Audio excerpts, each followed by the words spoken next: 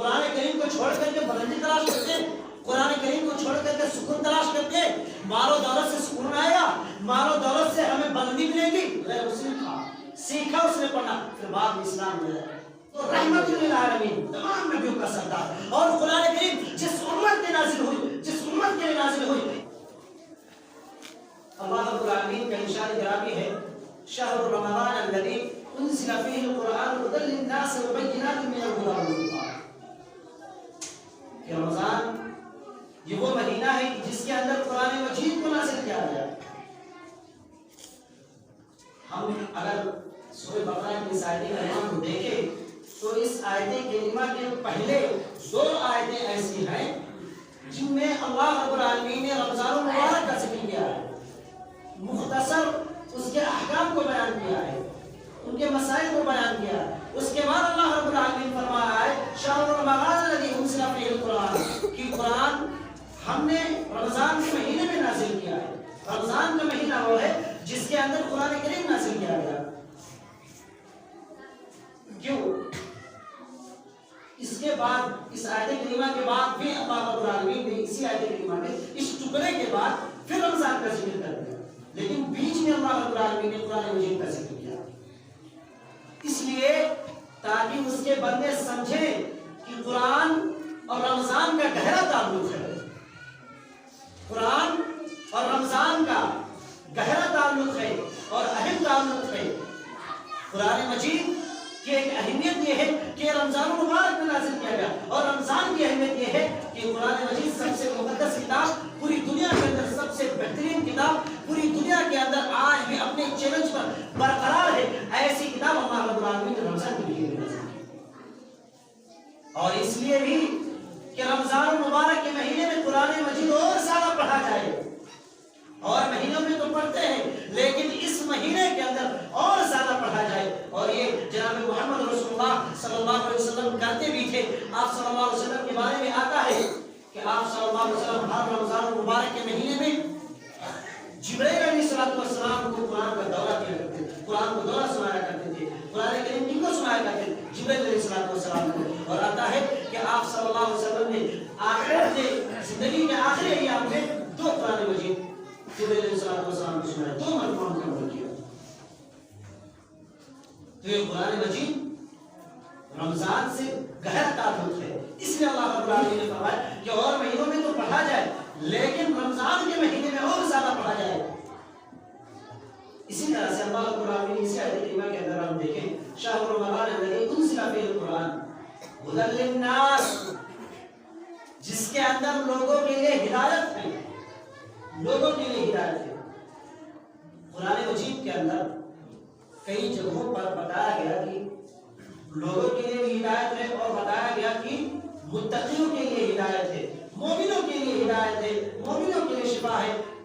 لیکن ان دونوں آیتوں کریمہ کے 2 مفہوم ہیں۔ لوگوں کے لیے ہدایت یعنی کہ لوگوں کو سیدھے راستے کی طرف رہنمائی کرتی ہے یہ قرآن کریم، ھدی للناس، لوگوں کی سیدھے راستے کی طرف قرآن مجید رہنمائی کرتی ہے۔ اور دوسری جگہ فرمایا ذالک الکتاب لا ریب فیہ ھدی للمتقین، یہاں متقیوں کے لیے ہدایت اللہ رب العالمین نے فرمایا، اس لیے کہ جو متقی ہوتا ہے، جو مومن ہوتا ہے، وہی قرآن مجید کی آیت کریمہ سے فائدہ اٹھاتا ہے، وہی قرآن مجید پر عمل کرتا ہے۔ ظاہر سی بات ہے کوئی غیر مسلم آ کر قرآن مجید پر عمل کرے گا، عیسائی آ کر قرآن مجید پر عمل کرے گا؟ نہیں کرے گا۔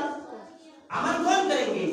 عمل متقی کریں گے، عمل وہ لوگ کریں گے جو ایمان لائے ہیں قرآن مجید پر۔ تو فرمایا گیا ھدی للمتقین، قرآن مجید ایک ایسی کتاب ہے جس کے اندر متقیوں کے لیے ہدایت ہے۔ قرآن مجید متقیوں کی بھی ہدایت کرتی ہے، اس طرح سے کہ متقی حضرات، مومن حضرات قرآن مجید کو پڑھتے ہیں، اس سے فائدہ اٹھاتے ہیں، اس کے احکامات پر عمل کرتے ہیں۔ اور آگے اللہ رب العالمین نے سورہ بقرہ کی آیت کریمہ کے اندر فرمایا ھدی للناس وبینات من الھدی والفرقان، وبینات من الھدی والفرقان، اور اس کے اندر حق اور باطل کے درمیان فرق کرنے کی ہدایت ہے۔ ایسے نشانات ہیں جو حق اور باطل کے درمیان فرق کرتی ہیں۔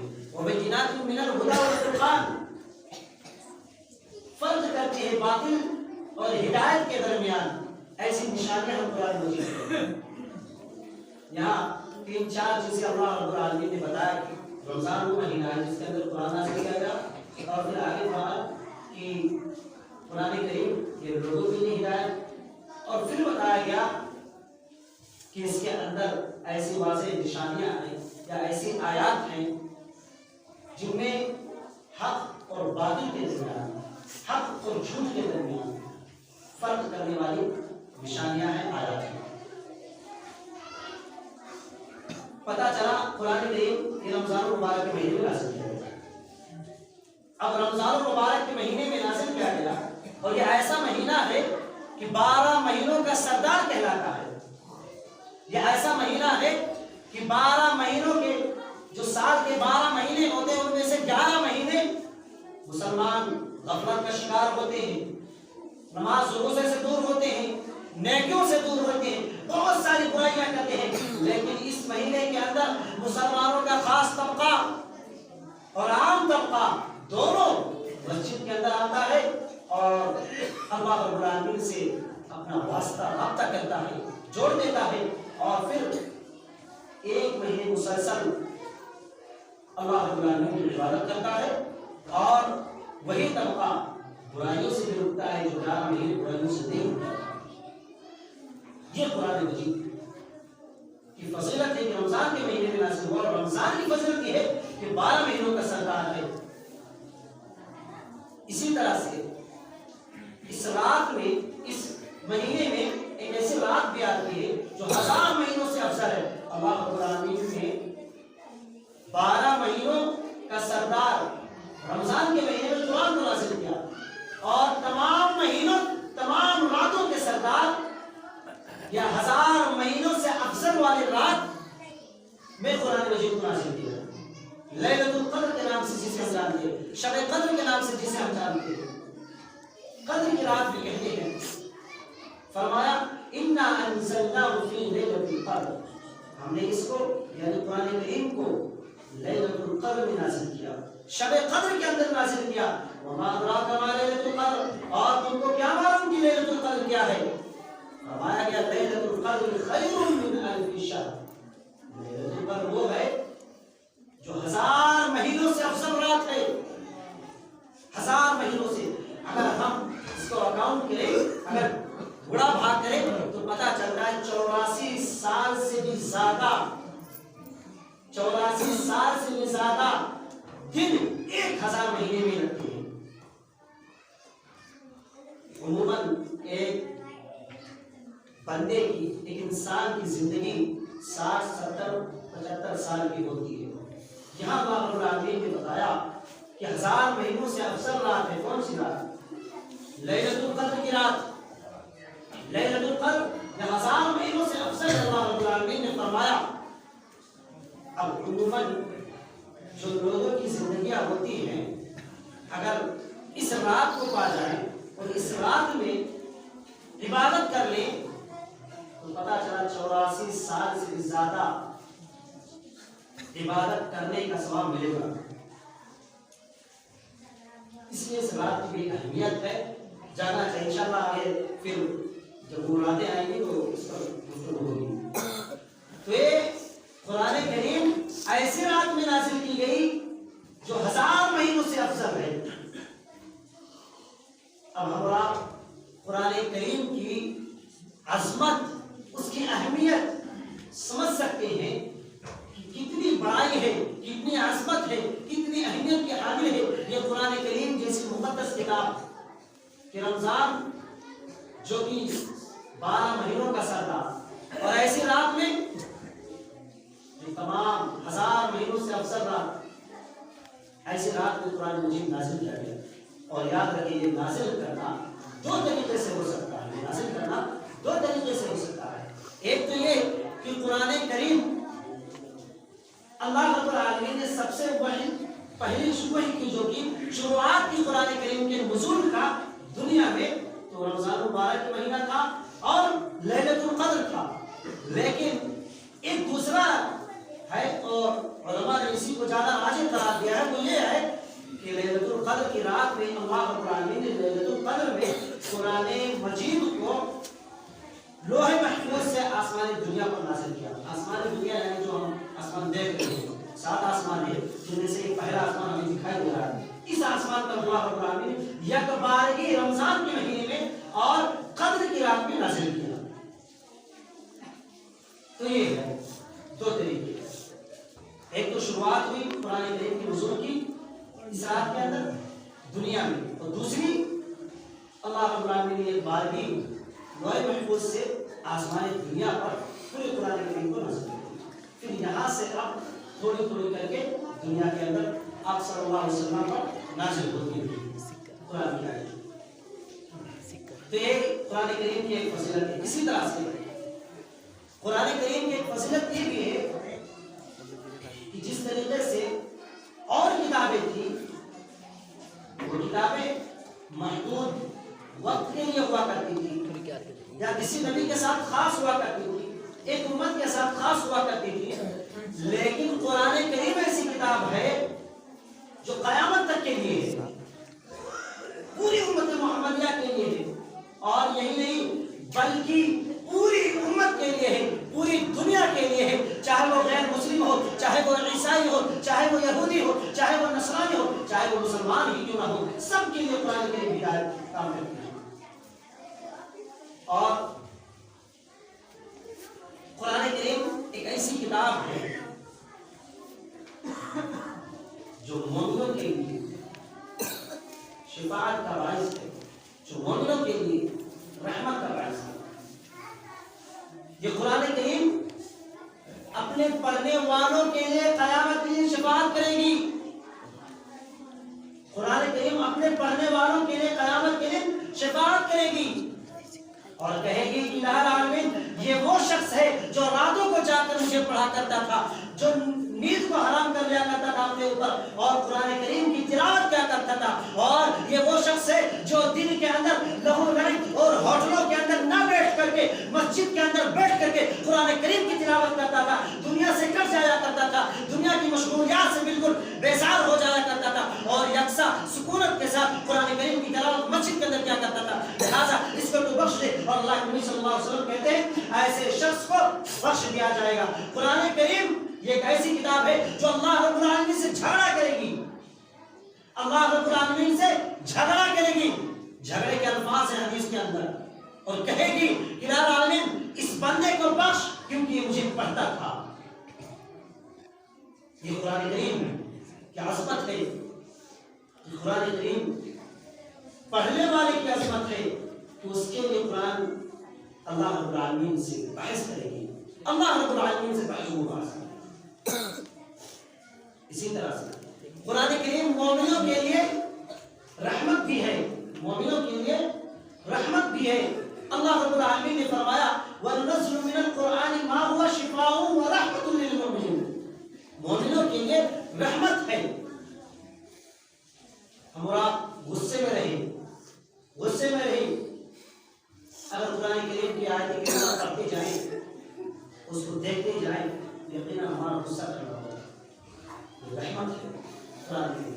اور اسی طرح سے ہم آپ قرآن کریم کو نہ پڑھیں, قرآن کریم کو نہیں پڑھیں گے, نہ پڑھیں, اس کی تعلیمات سے دور رہیں, ہم جہنم کی طرف جا رہے ہیں. کہاں جا رہے ہیں؟ جہنم کی طرف جا رہے ہیں. قرآن کریم پڑھتے نہیں, اس کی جو تعلیمات ہے وہ بھی جانتے نہیں, اس پر عمل بھی نہیں کرتے, جہنم کی طرف جا رہے ہیں. اب ہم نے قرآن کریم کو پڑھنا شروع کر دیا, اس کی تعلیمات پر عمل کرنا شروع کر دیا, اب وہی قرآن کریم رحمت بن کر ہمیں جہنم سے روک کر کے جنت کی طرف لے جا رہے ہیں. قرآن کریم رحمت ہے. اور فرمایا گیا اسی آیت کریمہ کے اندر قرآن کریم شفا ہے, دوا ہے, دوا ہے. قرآن کریم کی آیتوں کے اندر شفا بھی ہے, دوا کا کام کرتی ہے. میں ایک واقعہ بتانا چاہتا ہوں. ابو سعید خدری رضی اللہ تعالیٰ عنہ جلیل القدر صحابی ہیں, یہ اور ان کے ساتھی کسی کام کے لیے گھر سے نکلتے ہیں. راستے میں جو کچھ ان کا سامان تھا کھانے پینے کے لیے یہ ختم ہو جاتا ہے. ایک گاؤں پڑتا ہے, وہاں اہل قریہ سے, گاؤں والوں سے مانگتے ہیں کہ ہماری مدد کیجیے. وہ جانتے ہیں کہ نہیں یہ تو فلاں جگہ سے آئے ہیں, مسلمان لوگ ہیں, ان کی مدد نہیں کریں گے ہم. ان کی مدد نہیں کریں گے ہم، اور کہہ دیتے ہیں کہ ہم آپ کی مدد نہیں کر سکتے. صحابہ کرام جاتے ہیں آگے جانے لگتے ہیں. اللہ کا کرنا ہوا کہ اسی گاؤں کے کسی شخص کو بچھو نے ڈنک مار دیا. اب تڑپ رہا ہے درد سے، علاج کروایا جا رہا ہے، کوئی فائدہ نہیں. اب کہا گیا کہ چلو مسافر آئے تھے فلاں جگہ سے آئے تھے، ہو سکتا ہے ان میں سے کوئی ہو، کبھی کوئی ڈاکٹر ہو تو وہ ان کا علاج کر دیں. اور گئے ان کے پاس، صحابہ کے پاس آئے وہ گاؤں والے، وہ کہنے لگے ایسی سی بات ہے. صحابہ نے کہا کہ ٹھیک ہے ہم علاج کر دیں گے، لیکن ایک شرط ہے، وہ شرط یہ ہے کہ آپ ہمیں کھانے کے لیے کچھ دیں گے اور ہماری مدد کریں گے اور اتنی چیزیں دیں گے ہمیں. انہوں نے کہا ٹھیک ہے. ایک شخص کی جان جا رہی تھی، جان بچ جائے خدا کو چلا جائے. تو انہوں نے کہا ٹھیک ہے. صحابہ کرام آئے، ابو سعید خدری رضی اللہ تعالیٰ عنہ یہ کہتے ہیں کہ میں نے سورہ فاتحہ پڑھ کر کے شخص پر دم کیا، اس کا درد مٹ گیا، اس کا درد مٹ گیا. اب جو چیزیں جو بکریاں مانگی گئی تھی بکریاں دی گئی صحابہ کرام کو جتنی مانگی گئی تھی. تو انہوں نے کہا کہ چلو ہم کچھ کھا لیتے ہیں بھوکے پیاسے. تو ابو سعید خدری رضی اللہ تعالیٰ عنہ کہا نہیں ابھی نہیں کھائیں گے، ہم نے قرآن کریم پڑھ کر کے ایک پیسہ لیا ہے، یہ بکریاں لی ہیں. پہلے نبی صلی اللہ علیہ وسلم سے فتویٰ پوچھیں گے کہ کیا ایسا کرنا جائز ہے. ہم نے قرآن کریم پڑھا اور ایسا ایسا کیا، اس کا پیسہ اس کا بدلہ لینا جائز ہے یا نہیں جائز ہے. تو اللہ کے نبی صلی اللہ علیہ وسلم کے پاس جب پہنچے صحابہ کرام، اللہ کے نبی صلی اللہ علیہ وسلم سے پوچھتے ہیں تو جناب محمد رسول اللہ صلی اللہ علیہ وسلم کہتے ہیں کہ آپ کو کیسے معلوم کہ سورہ فاتحہ کے اندر شفا ہے. تو یہی آیت کریمہ پڑھ کر سناتے ہیں اور کہتے ہیں کہ اللہ رب العالمین نے فرمایا شفا ہے. بہرحال اللہ کے نبی صلی اللہ علیہ وسلم فرماتے ہیں کہ اچھا ٹھیک ہے آپ نے جو کیا صحیح کیا، اس بکریوں میں سے کھاؤ اور میرا بھی حصہ لگا دو. پتا چلا قرآن کریم کے وجہ سے اگر کوئی کام کیا جا رہا ہے اس کی اجرت مل جا سکتی ہے. اسی طرح سے قرآن کریم کی آیات کریمہ یہ شفا ہے اور سورہ فاتحہ یہ اور درجے کے شفا ہے. سورہ فاتحہ یہ قرآن کریم کی سب سے عظیم سورت ہے، سب سے عظیم سورت ہے. اللہ کے نبی صلی اللہ علیہ وسلم نے ایک صحابی سے کہا کیا میں قرآن کریم کے سب سے عظیم سورت کے بارے میں نہ بتا دوں؟ صحابہ نے کہا اللہ کے نبی صلی اللہ علیہ وسلم کیوں نہیں؟ اللہ کے نبی صلی اللہ علیہ وسلم نے فرمایا وہ سورہ فاتحہ ہے جو 7 آیات پر مشتمل ہے، وہ سورہ فاتحہ ہے جو 7 آیات پر مشتمل ہے اور یہ سب سے عظیم سورت ہے قرآن کریم کی. سورہ فاتحہ سب سے عظیم سورت ہے، اس لیے قرآن کریم کو پڑھنی چاہیے. اور یہ نہیں، قرآن کریم صرف مومن کے لیے رحمت نہیں ہے، صرف مومن کے لیے بیماری کا علاج نہیں ہے بلکہ اس کی دلی بیماری کا علاج ہے. قرآن کریم ایک مومن کے دل کی بیماری کا علاج ہے. اللہ رب العالمین نے کہا الا بذکر اللہ تطمئن القلوب، الا بذکر اللہ تطمئن القلوب. دلوں کو سکون صرف اور صرف کس سے ملتا ہے؟ اللہ رب العالمین کے ذکر سے. قرآن کریم اللہ رب العالمین کے ذکر سے خراب رہا. آج ہم آپ کہاں سکون تلاش کرتے ہیں؟ گانوں میں، نوٹنکیوں میں ہم آپ سکون تلاش کرتے ہیں. اللہ کہہ رہا ہے کہ قرآن کریم پڑھو، یہاں شفا ہے، یہاں سکون ہے، یہاں رحمت ہے. ہمیں آج اگر کوئی مصیبت آتی ہے، پریشان ہوتے ہیں تو گانوں کے ذریعے سکون تلاش کرتے ہیں، مزاحیہ اشعار کے ذریعے، غزلوں کے ذریعے سکون تلاش کرتے ہیں. کہاں ہیں؟ کیا کر رہے ہیں ہم؟ اور پھر بھی کہتے ہیں کہ ہم تو مسلمان ہیں، قرآن کریم پر عمل کرتے ہیں، قرآن کریم ہماری کتاب ہے. اگر قرآن کریم کہیں جلا دیا جائے تو اس کے لیے نوجوان طبقہ مسلمانوں کا فیس بک، واٹس ایپ اور کہاں نہیں پوسٹ کرتا ہے اور کہتا ہے قرآن کریم کو جلا دیا گیا، قرآن کریم کو جلا دیا گیا. لیکن اس کے گھر میں قرآن کریم رکھا ہوا ہے، پڑھنے کی توفیق نہیں ہوتی. ارے اس نے جلا کر کے ختم کیا، مکمل کیا کہ چلو پڑھنے والا کوئی نہیں ہے. آپ تو گھر میں رکھے ہوئے ہیں اور اور تاقوں کی زینت بنائے ہوئے وہاں بے حرمتی ہو رہی ہے، رکھی ہوئی ہے قرآن کریم، پڑھنے والا کوئی کیا فائدہ ہے اسے قرآن کریم سے؟ مسجدوں کے اندر شادی بیاہ ہوتی ہے، ایک مصلی اور قرآن کریم لا کر رکھ دیتے ہیں، فریج کولر جو اور چیزیں آتی ہیں وہ اپنے گھر پر آنے ہوتی ہیں جہیز کی۔ کیا بھائی خود لے کر آتے ہو، رکھ لے اور پڑھتے بھی نہیں ہو، مصلی بھی رکھتے ہیں، نماز بھی نہیں پڑھتے، قرآن کریم رکھتے ہیں وہ بھی نہیں پڑھتے۔ اسے قرآن کی کوئی ضرورت نہیں، اللہ کے واسطے کوئی بھی شادی ہو قرآن کریم مسجد کے اندر نہ یہاں رکھیں گے، کوئی پڑھے گا نہیں، فائدہ کیا ہے؟ رکھنے کا فائدہ قرآن کریم نہیں، پڑھنے کا فائدہ ہے۔ قرآن کریم پڑھنے کے لیے آیا، اسی لیے اللہ رب العالمین نے کل بات آئی تھی، اقرا کا لفظ فرمایا تھا، اقرا کی وہی سب سے پہلی ہوئی تھی۔ قرآن کریم پڑھنے سے شفا ملتی ہے، قرآن کریم پڑھنے اور سمجھنے سے رحمت ملے گی، قرآن کریم پڑھنے سے تب شفا ہوگی۔ قرآن کریم پڑھنے والے کے لیے شفاعت کرے گا، رکھنے والے کے لیے نہیں کرے گا۔ اور آج ایک طبقہ ہے قرآن کریم کی آیتوں کو گلے میں لگا لیتا ہے، پیروں وغیرہ میں دھاگے میں باندھ لیتا ہے آیات کو، کہتا ہے کہ ہمیں رات کے اندر بہت ڈراؤنا خواب آتے ہیں اس لیے ہم نے یہ کیا ہے۔ نہیں، معاف کیجیے گا، یہ شرک ہے، یہ شرک ہے۔ اللہ کے نبی صلی اللہ علیہ وسلم نے فرمایا تھا من تعلق تمیمۃ فقد اشرک، جس نے کوئی بھی تمیمہ لٹکایا اس نے شرک کیا۔ تعویذ گھنٹا ہمارے گھروں میں خاص طور سے ہماری ماں بہنیں زیادہ کرتی ہیں، اس بابا کو دکھا دے، اس بابا کو دکھا دے، اور وہ لوٹتے رہا۔ باباؤں کو دکھاتے ہیں، ان کو جھولی بھر کر پیسہ بھی دیتے ہیں، اچھا ہم نے ابھی 2-4 ہزار دیا، صحیح ہو جائے گا تو اور دیں گے۔ ہاں بابا نے تو دعا کی تھی، یہ کر دیا صحیح ہو گیا، ان کی کرامت ہے، چلو 10,000 اور دے کر آتے ہیں۔ یہ ہمارے بات کہاں ہے، کتنے گمراہ ہیں، اور یہ صرف قرآن کریم نہ پڑھنے کی وجہ سے۔ اگر ہم نے قرآن کریم کو پڑھا ہوتا، اس کو سمجھا ہوتا تو ایسا حدیث نہ ہوتا۔ قرآن کریم کو پڑھنا چاہیے۔ اسی طرح سے قرآن کریم ایسی کتاب نہیں ہے کہ بس ہم نے قرآن کریم کو خریدا اور اس کو پڑھ لیا، نہیں، اس کو سمجھیں۔ قرآن کریم سمجھنے والی کتاب ہے۔ اللہ رب العالمین نے قرآن کریم کے اندر کئی جگہوں پر فرمایا افلا تتفکرون، افلا تتفکرون، کئی جگہوں پر فرمایا، اور اکثر یہ آیتیں کریمہ آتی رہتی ہے قرآن کریم کے اندر۔ مطلب کیا؟ غور و فکر کرو، غور و فکر کرو۔ اب غور و فکر کب کریں گے؟ جب ہم اس کے ترجمے پڑھیں گے تب تو۔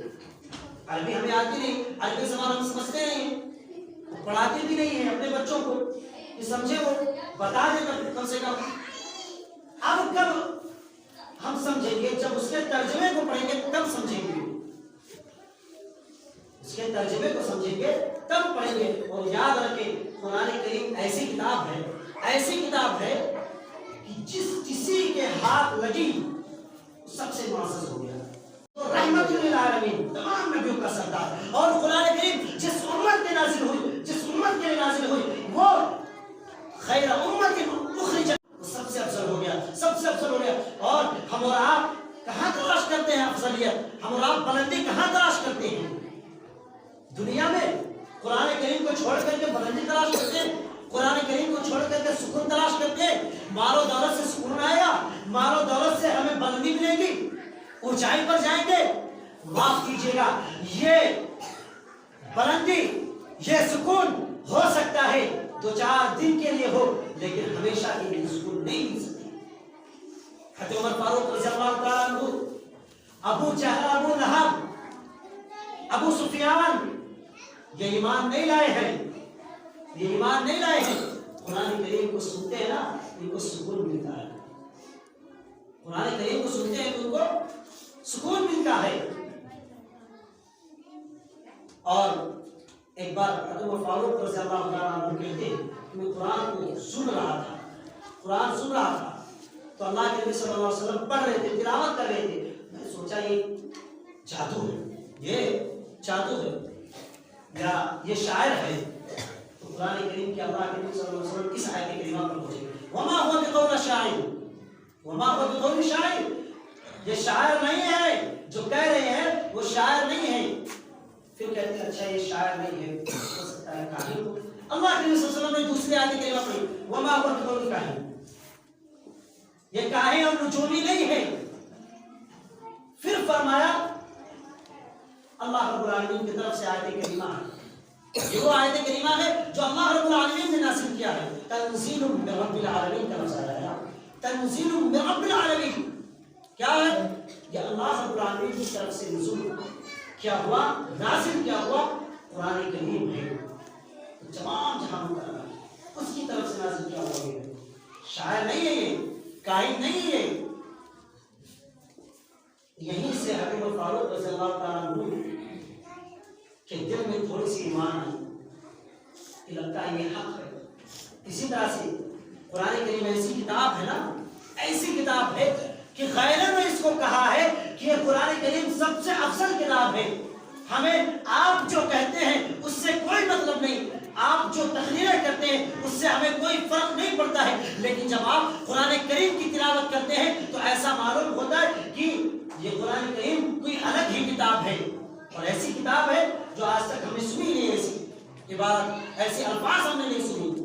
ایک ڈاکٹر ہے، کہاں کا ایک ڈاکٹر ہے کرناٹک کا، اس کے یہاں غیر مسلم تھا تو بیٹھا تھا اور لوگ بیٹھے تھے تو اس نے کہا کہ مولانا صاحب آپ مجھ سے نہیں کہا، زور سے کہا تھا مولانا صاحب آپ لوگوں نے جو تقریریں کی مجھے سمجھ نہیں آ رہا ہے اور جب کرتے بھی ہیں تو مجھے سمجھ نہیں آتا ہے، لیکن جب آپ قرآن پڑھتے ہیں تو میں سمجھتا نہیں ہوں، لیکن ایسا لگتا ہے کہ کیا پڑھ رہے ہیں آپ، جسے جادو جیسا اثر کرتا ہے قرآن کریم، جادو جیسا اثر کرتا ہے. اور وہ کہتا ہے کہ میں قرآن کریم کو اسی کے لیے خرید لیا کہ قرآن کریم کو سنوں گا اور پڑھوں گا. سیکھا اس نے پڑھنا، ابھی غیر مسلم تھا، سیکھا اس نے پڑھنا، پھر بعد میں اسلام میں آیا. غیروں بھی تسلیم کی ہے. ابو جہل اور ابو لہب سفیان وغیرہ کے بارے میں آتا ہے خانے کعبہ کے ایسے چپکے سے سن رہے تھے قرآن کریم، دیوار میں لگا کر کے کان سن رہے تھے تو 3 لوگ سن رہے تھے تو کہا کہ اچھا چلو آج کے بعد اب نہیں آئیں گے، کل سے کوئی نہیں آئے گا. رات کا وقت کہا کل سے کوئی نہیں آئے گا. تینوں آپس میں ہو گیا، پھر چلے گئے گھر. دوسرا دن ہوتا ہے کہ سوچتے ہیں تینوں آپس میں مطلب الگ الگ تھے، اپنے اپنے گھر تھے تو اپنے اپنے گھر تھے. اچھا ہم تینوں نے جو کر لیا ہے اور کہ کوئی نہیں آئے گا، وعدہ کیا ہے، اب میں چلا جاتا ہوں، میں اکیلا رہوں گا سنوں گا. اور وہ دوسرا سوچتا ہے میں جا کر سنوں گا، تیسرا سوچتا ہے میں جا کر سنوں گا. اسی طرح سے تینوں پھر پہنچ گئے، تینوں پھر پہنچ گئے. پھر وہاں کہتے ہیں کہ نہیں پہنچ، اب نہیں آئیں گے. دوسرے دن تیسرے دن اب نہیں آئیں گے، پھر وہاں جاتے ہیں، پھر وہاں پہنچ گئے. یہی حال کئی دنوں تک ہوا. تو کیا ہوا، بہت سارے لوگ آنے لگے، بہت سارے لوگ آنے لگے. پھر کیا ہوا کہ ان کا جو بھنڈا تھا یا کہ لیجیے جو ان کی چھپائی کام ہو رہی تھی، سن رہے تھے قرآن کے، یہ پھوٹ گئے، ان کی راز فاش ہو گئی. پھر آنا بند بھی کر گئے. اسی طرح سے آتا ہے کہ اللہ کے نبی صلی اللہ علیہ وسلم سورہ نجم کی تلاوت کرتے ہیں، کفار وغیرہ سب تھے، تمام کفار تھے. آپ سورہ نجم کی تلاوت کر رہے تھے، آپ نے کہا وسجدوا، آخری الفاظ ہے سورہ نجم کے، وسجدوا یعنی سجدہ کرو. آپ صلی اللہ علیہ وسلم سجدہ کے، صحابہ کرام سجدہ کے. اور کہا جاتا ہے کہ صحابہ کرام آپ صلی اللہ علیہ وسلم کے ساتھ تمام کفار سجدے میں چلے گئے. ابھی ایمان نہیں لائے، تمام کفار سجدے میں چلے گئے. وہ کتاب ہے جو جادو کی چیزیں نظر کرتی ہے. اور ہم سمجھتے ہیں کہ گانا اور بجانوں میں ہمیں سکون ملے گا. یاد رکھیں، گانے کے تعلق سے میں بتا دوں ہمارے یہاں کیا ہے، ایک چیز آخری بات، بالکل آخری بات میں جانتا ہوں بہت زیادہ ہو رہا ہے، ایک بس باتیں اور ہے لیکن ایک بات وہ یہ ہے کہ گانے کے تعلق سے یا فلم کے تعلق سے ہم لوگ کیا جانتے ہیں کہ ہم نے دیکھا کوئی فلم، گانا دیکھا، اچھا بہت اچھا تھا، بہت اچھا لگا، بہت اچھا لگا. اب کوئی دوسرا آتا ہے اس کو ہسٹوری بتاتے ہیں، ہسٹوری یہ ہے، یہ ہے، یہ گانا اس طرح سے بڑا دردیلا گانا ہے. کیا بڑا دردیلا گانا ہے، ارے بڑا مزہ آیا ہے، بڑا مزہ آیا. پھر اس کے بعد کیا ہوتا ہے، وہ شخص سنتا ہے اچھا چلو دیکھنا چاہیے اسے. اب وہ شخص دیکھتا ہے، پھر دوسرے کو بتاتا ہے. اس طرح سے پھیلتے رہتے، جانتے ہیں برا اور ایسا ہوتا بھی ہے، سب جانتے ہیں. یاد رکھیں، ہم نے دیکھا، ہمارا گناہ ہمارے اوپر ہوا، اب ہم نے اس کو بتایا، اس نے ہماری وجہ سے دیکھا، اس کا گناہ بھی ہم پر ہوا. اب اس نے جس چیز کو بتایا اس کا بھی گناہ ہمارے اوپر آئے گا، اس کا بھی گناہ ہمارے اوپر آئے گا. کتنے لوگوں کی گناہ اٹھائیں گے، کتنے لوگوں کی گناہ اٹھائیں گے. اور یہ حقیقت ہے. اب جہاں لگاتے ہیں نا، ایک موبائل میں لگا جائے 10 لوگ دیکھ رہے ہیں، 10 لوگوں کے گناہ کہاں جا رہے ہیں؟ اس ایک موبائل والے کے پاس بھی جا رہے ہیں. وہ اس کو گناہ تو مل رہا ہے اپنا، لیکن ان 10 لوگوں کو گناہ ملتا ہے، اور ان 10 لوگوں کے برابر گناہ 10 گنا اس کو بھی ملتا ہے. اور جتنے لوگ آتے جائیں گے گناہ بڑھتا جائے گا. اور جہاں وہ لوگ بیان کریں گے، پھر اس کی وجہ سے دیکھیں گے ان کا بھی گناہ ان کا آئے گا. جس طرح سے نیکی بتائی جاتی ہے تو نیکیاں بڑھتی رہتی ہیں، اسی طریقے سے گناہ کی دعوت دی جاتی ہے تو گناہ بھی بڑھتے رہتے ہیں اسی طرح سے. اب ہم آپ ذرا بولیں کہ کتنے گناہ ہم نے کر رہے ہیں، کتنے گناہ ہم نے کر رہے ہیں، اور کوئی بھی پاس نہیں. جس نے بھی کسی کی میموری کارڈ ہو 1 روپیہ دیا ہو، 1 روپیہ اس ریچارج میں لگایا ہو، ہم دیکھیں گے اس کی گناہ شریک ہے، اس میں گنہگار ہو. چاہے اس کی موبائل ہو، چاہے اس کی جگہ ہو، چاہے اس کا بیڈ بازا ہو، کچھ بھی ہو، اگر وہ ایسا کرتا ہے تو گناہ ہے اور ملے گا. اور جتنے لوگ سنتے ہیں سب کو گناہ اس کا ملے گا، جہاں بتائیں گے اس کا گناہ اس کا ملے گا. یہ بات ہے. اس لیے ہم تلاش نہ کریں گانوں بجانوں میں، ڈھول تاشوں میں اپنے سکون کو اور اپنی بلندی کو، اونچائی کو، بلکہ قرآن کریم پر اتنی فضیلت ہے. قرآن کریم کہتے ہیں اتنی فضیلت ہے کہ غیروں نے بھی قرآن کریم کو مانا ہے کہ ہاں قرآن کریم ایک مقدس کتاب ہے، ایک مقدس کتاب ہے. غیر مسلم قرآن کریم کو چھوتے نہیں ہیں، جلدی نہیں چھوتے ہیں وہ کہ بھائی پاک کتاب ہے. ہم آپ چاہے چھوڑ دیتے ہیں اسے. کیا قرآن کریم رکھا ہوا ہاتھ میں یہ ہوئے، جھوٹ بولتے رہتے، گالی دیتے رہتے. معزز کتاب ہے، غیر بھی تسلیم کرتے ہیں معزز کتاب ہے، اور ہم نہیں تسلیم کرتے. تسلیم کرتے ہیں اس قرآن کو. جانتے بھی ہیں کہ قرآن پڑھیں گے تبھی ہمیں شفا ملے گی، قرآن پڑھیں گے تبھی ہم بلندی میں جائیں گے، تبھی ہم کامیاب ہوں گے. لیکن پھر بھی نہیں کرتے. اللہ رب العالمین سے دعا ہے اللہ تعالیٰ ہم تمام لوگوں کو قرآن کریم جیسی مقدس کتاب کو پڑھنے اور اس کو سمجھے اور اس کو عمل کرنے کی توفیق عطا فرمائے.